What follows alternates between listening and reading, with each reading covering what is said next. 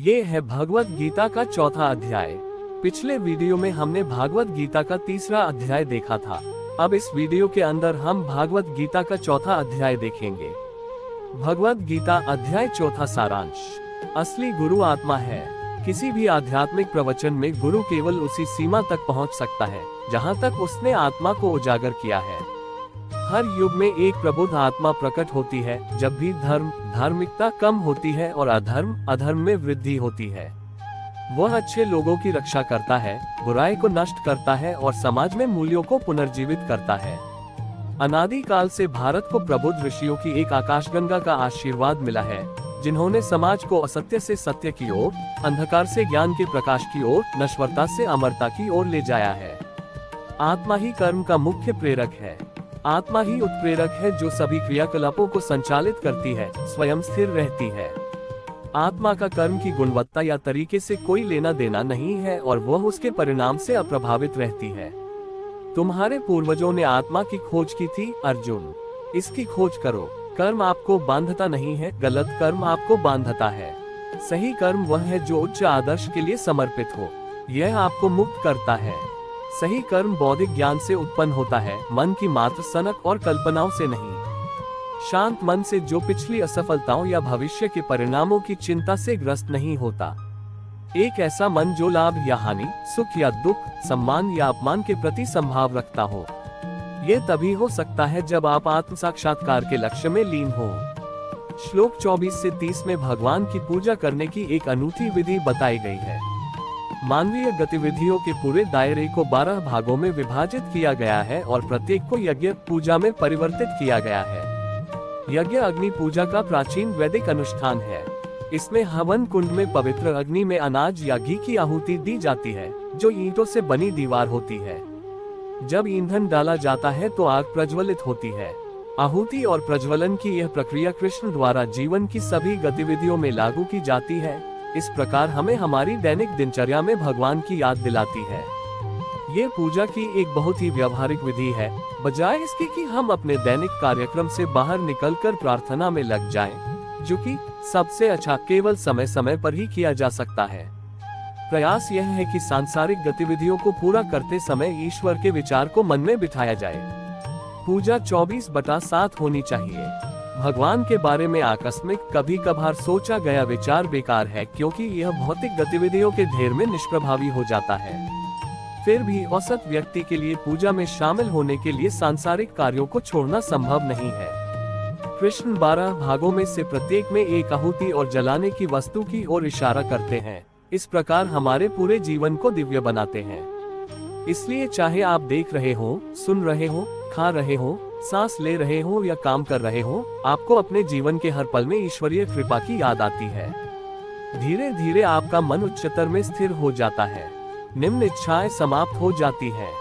सभी यज्ञ ज्ञान आत्मा साक्षात्कार में समाप्त होते हैं। संपार्श्विक लाभ सांसारिक सफलता और खुशी है। इस प्रकार भले ही आप भौतिक समृद्धि चाहते हो, आपको त्याग की भावना से काम करने की आवश्यकता है। इसके बिना आध्यात्मिक विकास असंभव है। श्लोक 34 में एक अच्छे विद्यार्थी के साथ साथ एक आदर्श गुरु के गुण भी बताए गए हैं। एक अच्छी तरह से तैयार विद्यार्थी सूखी माचिस की तीली की तरह होता है। एकमात्र सुझाव ही उसे जलाने और ज्ञान प्राप्त करने के लिए पर्याप्त होता है। औसत दर्जे का विद्यार्थी गीली माचिस की तीली की तरह होता है। विद्यार्थी द्वारा किया गया गहन प्रयास और कड़ी मेहनत भी उसके जीवन में ज्ञान को प्रज्वलित करने और उसे प्रेरित करने में विफल रहता है। अध्याय का अंत कृष्ण के प्रेरणादायी शब्दों से होता है, इसलिए इस अज्ञानजनित आत्म संदेह को ज्ञान की तलवार से काट डालो। उठो हे भारत। कृष्ण हमें हमारी परंपरा की याद दिलाते हैं, जो आत्मा के प्रकाश में आनंदित होना है। संसार के आकर्षणों से विचलित मत हो, जो अनित्यम, क्षणभंगुर और असुखम, दुखदायी हैं। अध्याय 4 से यह बातें सीखें। 1. अच्छाई और बुराई दोनों ही जीवन का हिस्सा है।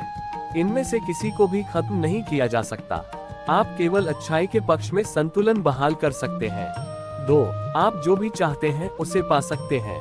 सुनिश्चित करें कि आप जो चाहते हैं वही आप वास्तव में चाहते हैं। 3.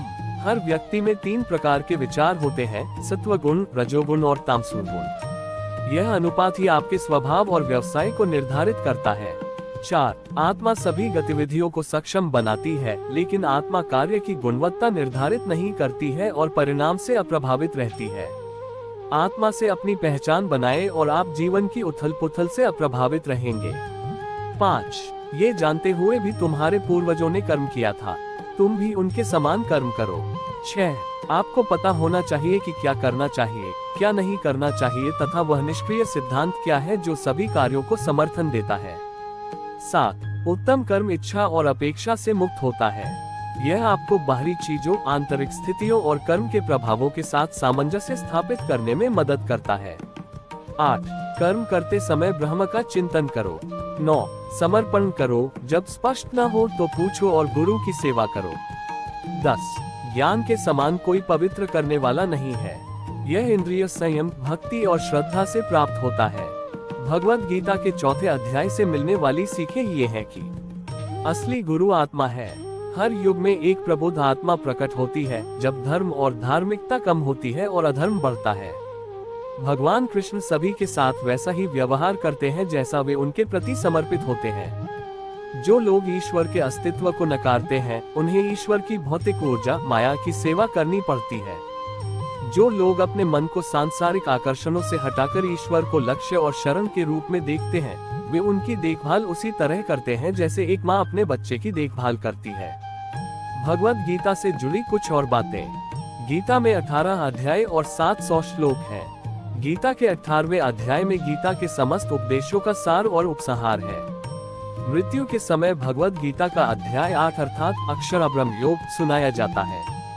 हिंदू धर्म में ऐसे व्यक्ति का जीवन व्यर्थ माना जाता है जिसने अपने पूरे जीवन में एक बार भी गीता न पढ़ी हो। 4थे अध्याय में श्री कृष्ण अर्जुन को दिए जा रहे दिव्य ज्ञान के आदिकालीन उद्गम को प्रकट करते हुए उसमें उसके विश्वास को पुष्ट करते हैं। वे बताते हैं कि यह वही शाश्वत ज्ञान है जिसका उपदेश उन्होंने आरंभ में सर्वप्रथम सूर्यदेव को दिया था और फिर परंपरागत पद्धति से यह ज्ञान निरंतर राजर्षियों तक पहुंचा। अब वे अर्जुन, जो उनका प्रिय मित्र और परम भक्त है, के सम्मुख इस दिव्य ज्ञान को प्रकट कर रहे हैं।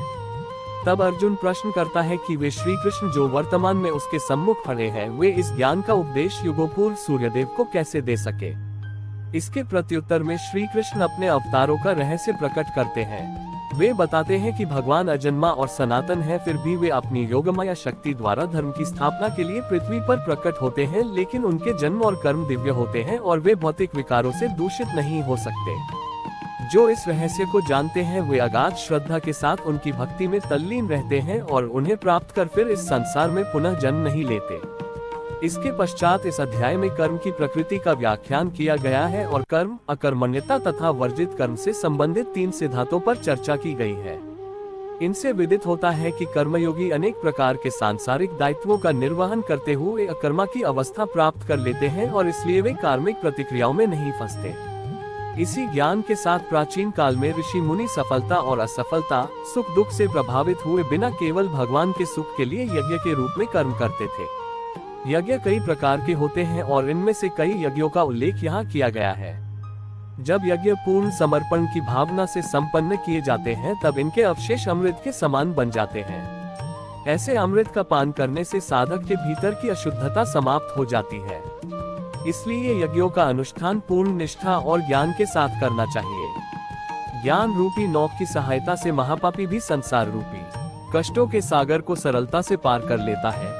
ऐसा दिव्य ज्ञान वास्तविक आध्यात्मिक गुरु से प्राप्त करना चाहिए जो परम सत्य को जान चुका हो। श्री कृष्ण गुरु के रूप में अर्जुन से कहते हैं कि ज्ञान की खड्ग से अपने हृदय में उत्पन्न हुए संदेहों को काट दो, उठो और युद्ध लड़ने के अपने कर्तव्य का पालन करो। ये था भागवत गीता का 4था अध्याय। अगर आपको यह वीडियो अच्छी लगी हो तो चैनल को लाइक करें, सब्सक्राइब करें। मिलते हैं भागवत